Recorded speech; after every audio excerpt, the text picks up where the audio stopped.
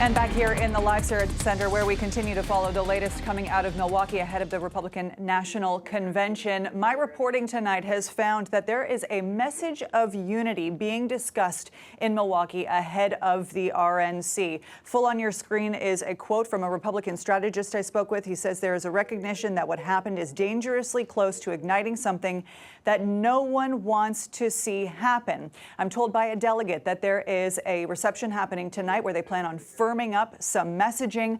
I also spoke today with North Carolina House Representative Jared Lowry, who tells me that he is hopeful for a message of unity this week. You know, of course, we do have a platform and we have policies and things that we want to put forward. But my hope is that every speaker will have at least one moment to say, look, at the end of the day, we need to put everything that divides us aside, because what unites us is there's more things that unite us than divide us. And as we have been reporting, former President Trump is on his way to Milwaukee. Back to you. Thank you. Messages of encouragement have come in from both sides of the aisle after former President Trump and 3 of his supporters were shot yesterday. North Carolina lawmakers are sharing their shock and dismay about the attempted assassination. WRAL's Julian Grace joins us live tonight from the Legislative Building with what they're saying leading up to the convention. Julian?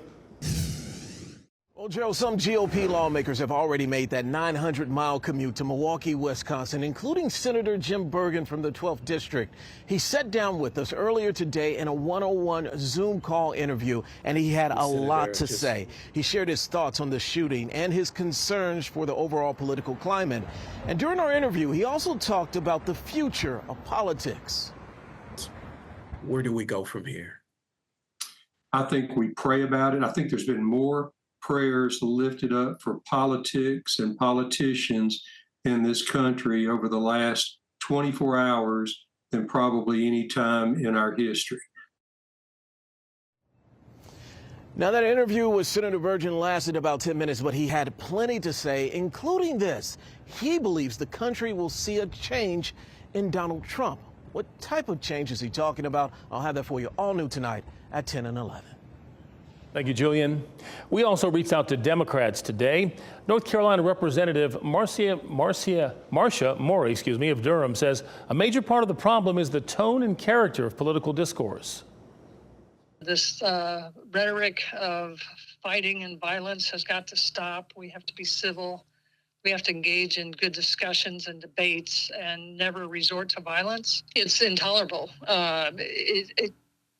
I think it feeds people. It feeds people in crowds. It ramps up the energy. It ramps up the anger. And there's no need for that. And political leaders should know that. Maury also used the opportunity to call for restrictions on assault weapons. About an hour ago, I talked to former State Supreme Court Justice Bob Orr. The former Republican, now independent, said both political parties owe it to their voters to now tamp down the rhetoric. You have this incredible protective envelope around the candidate, and yet this still happens. You know, you think about the risk that our communities face of political violence where you don't have this kind of immediate protection. He said Republicans have an opportunity at the convention to strike a different tone. He said this incident could be what makes that happen.